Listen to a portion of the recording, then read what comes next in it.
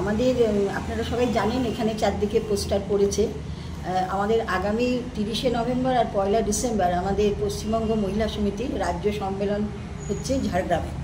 তো তার আগে আমাদের এখানকার জেলা সম্মেলন হচ্ছে আগামীকাল ইসলামপুরে। তো আমরা সেই উপলক্ষে এখানে এসেছি।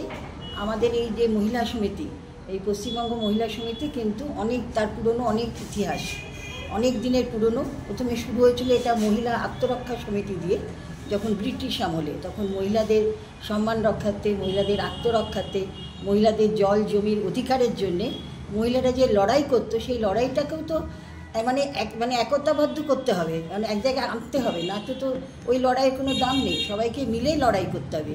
সেই কাজটা কিন্তু আমাদের এই মহিলা আত্মরক্ষা সমিতি করতো। এবং আস্তে আস্তে এই মহিলা আত্মরক্ষা সমিতি, আজকের নাম হয়েছে তার পশ্চিমবঙ্গ মহিলা সমিতি। এবং এটা পরবর্তীতে আমরা সারা ভারত যে NFIW তার আন্ডারে আমরা আছি পশ্চিমবঙ্গ মহিলা সমিতি। আগামীকাল আমাদের রাজ্য সম্মেলন, খুব সাংঘাতিক একটা সময় দাঁড়িয়ে আমাদের এই জেলা সম্মেলন কিন্তু অনুষ্ঠিত হচ্ছে একটা সাংঘাতিক সময়ের মাধ্যমে। আমরা সবাই জানি গত 9ই আগস্ট কর্তব্যরত অবস্থায় একজন মহিলা ডাক্তারকে, সে যখন 36 ঘন্টা ডিউটি করে সে একটু বিশ্রাম নিচ্ছিল, তখন তাকে পৈশাচিকভাবে তাকে হত্যা করা হয়েছে। এবং সেই হত্যার যখন আমরা সবাই মিলে আন্দোলন করেছে, তখন সেই আন্দোলনে আমরা সবাই ছিলাম। যে কলকাতায় তো বেশি করে হয়েছে, জেলাতেও হয়েছে, সব জায়গাতে আমরা সামিল হয়েছি। কিন্তু আমাদের মহিলা মুখ্যমন্ত্রী, তিনি কিন্তু এই ব্যাপারে আমাদের কোনো রকমভাবে মহিলাদের সম্মানার্থে বা মহিলাদের রক্ষা করার জন্য কোনো রকম কিছু কাজ করেননি।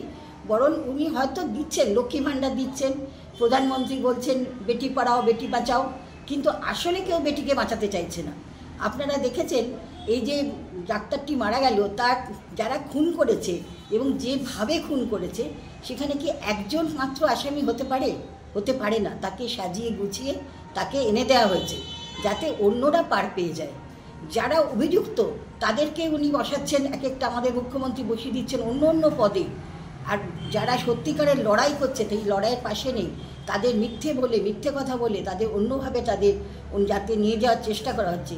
এবং শুধু তো আরজিকরের ঘটনা নয়, তারপরে যখন এত আন্দোলন হচ্ছে, সেই মুহূর্তে আপনারা জানেন সন্দেশখালী থেকে, গাইঘাটা থেকে, আজকেই আমি টিভিতে দেখলাম এখানে আসার আগে নদিয়ার ভীমপুরে বোধহয় একটি নাবালিকা মেয়েকে তাকে ধর্ষণ করে খুন করা হয়েছে, এবং তার যে প্রেমিক সে বোধহয় অ্যারেস্ট হয়েছে। তাই এই অত্যাচার তো কমছে না।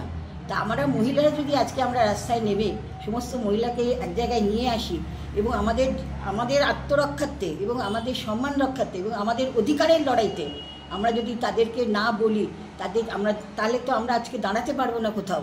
আমাদের মহিলাদের কিন্তু সব জায়গায় সমান অধিকার চাই, শুধু অধিকারের কথায় না, আমরা চাই যে সম্মান নিয়ে সমানভাবে বেঁচে থাকতে। চারদিকে নৃশংস পুরুষ, ক্ষুধার্ত, হিংস্র মানুষরা ঘুরে বেড়াচ্ছে, তাই বলে কি আমরা রাস্তায় বেরোবো না? মেয়েরা বেরোবে না? মেয়েরা তো বেরোবে। তাহলে সমস্ত মেয়েদের এক জায়গায় নিয়ে এসে আমরা এই পশ্চিমবঙ্গ মহিলা সমিতি গত অনেক বছর ধরে যেমন কাজ করছে, আগামীতেও কাজ করবে। এবং সেই কাজ করার লক্ষ্যে আগামীকাল যে জেলা সম্মেলন হচ্ছে, সেই জেলা সম্মেলন সফল হবে, এটা আমার আশা রাখছি আমরা। 25 নভেম্বরে আমাদের এই জেলার, উত্তর দিনাজপুর জেলার 7ম মহিলা সম্মেলন ইসলামপুর টাউন লাইব্রেরি হলে অনুষ্ঠিত হতে চলছে। সেটাকে নিয়ে আমরা সমস্ত রকম যে আমাদের যে সম্মেলনের যে প্রতিক্রিয়া, তার মাধ্যমে আমরা প্রোগ্রামগুলো ঠিক করেছি। আগামীকালকে আমাদের প্রথম প্রোগ্রাম স্টার্ট হবে ফ্ল্যাগ হোস্টিং দিয়ে, তারপরে শহীদ বেদিতে ফুলমাল দান, তারপরে আমাদের ডেলিগেট সেশন শুরু হয়ে যাবে। এবং তারপরে ডেলিগেটেড সেশনের পরে খাওয়া দাওয়ার পরে আমাদের একটা বড় র্যালি হবে ইসলামপুর টাউনের মধ্যে মহিলাদের নিয়ে, সেটা প্রায় 3:30টার দিকে। এবং এই প্রোগ্রামকে কেন্দ্র করে আমাদের বিভিন্ন যেটা কর্মসূচি আছে, ওটা এখনও রাত দিন সুদ্ধা চলছে।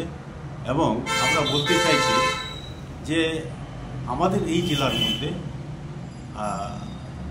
আমরা একটা স্টেপ নিয়েছি, কারণ এই যে মহিলা সমিতি, তার যে অধিকারের লড়াই, তার যে মানে রিজার্ভেশনের লড়াই, এটা কিন্তু সর্বপ্রথমে আমাদের দল থেকে সিপিআই নেত্রী গীতা মুখার্জি প্রথমবার লড়াই করে এটা 33% রিজার্ভেশন আজকে যেটা আমাদের এই সরকার এখন এই পিরিয়ডে যেটাকে মেনেছে, সেটা আমাদের অনেক পূর্ণ লড়াই ছিল, সেটা সফল হয়েছে এই পশ্চিমবঙ্গ মহিলা সমিতির মাধ্যমে। এবং বিগত দিনে যে মহিলা সম্মানের যে লড়াই, যেটা আমাদের এখন মহিলা নেত্রী আপনাদের সামনে যেটা বক্তব্য রাখলেন, যেমন আমরা একদিকে দেখছি যে আমাদের এই রাজ্যের যে মুখ্যমন্ত্রী সেটা হচ্ছেন মহিলা, এবং তার সত্ত্বেও মহিলাদের উপরে যা নির্যাতন চলছে পশ্চিমবাংলার মধ্যে, এইটা সবাই আমরা দেখছি। একদিকে যেরকম আমাদের এই রাজ্যে মহিলাদের উপরে নির্যাতন চলছে, ঠিক উল্টো দিকে আমাদের সেন্ট্রাল গভর্নমেন্ট মণিপুরের ঘটনাটা, এই মণিপুরের ঘটনা এখনও বার্নিং মুভমেন্ট আছে। এখনও কোনো এই সরকার আমাদের প্রাইম মিনিস্টার বেটি পড়াও বেটি বাঁচাও বলছেন, কিন্তু এই মণিপুরের উপরে তো কোনো কথা বলছেন না। মণিপুরের উপরে আমরা দেখছি পার্লামেন্টের মধ্যে কোনো একটা স্টেটমেন্ট করতে উনি রাজি হচ্ছেন না, রাজ্যসভার মধ্যে মুখ খুলতে রাজি হচ্ছেন না। এই যে আমাদের লড়াইটা, এই লড়াইটা আমরা আগামী দিন আরও তীব্র করে নিয়ে যাব। আমাদের দাবি হচ্ছে মহিলাদের 50, এবার আমাদের 50% রিজার্ভেশন, কারণ পুরুষ আর মহিলা দুটো পার্ট, এই দুজনে সমান অধিকার আছে। সেখানে তাদের সমস্ত রকমের দায়িত্ব, তাদের প্রথমে তো সম্মান রক্ষার লড়াইটা মহিলা সমিতি লড়বে, তারপরে তাদের কাজের দাবি। এই সরকারটা আমাদের ভারতবর্ষ থেকে চাকরি বাকরি সবটা তুলে দিয়েছে। আমাদের মহিলাগুলো, শিক্ষিত মহিলাগুলো বসে আছে, তারা কোনো রোজগার পাচ্ছে না। সেটাও আমাদের একটা লড়াইয়ের অংশ। এই সরকারটা, সেন্ট্রাল গভর্নমেন্টটা যেই 400 টাকার সিলিন্ডারটাকে 1000 টাকায় বিক্রি করছে, সেটাও আমাদের মহিলা সমিতির লড়াইটা।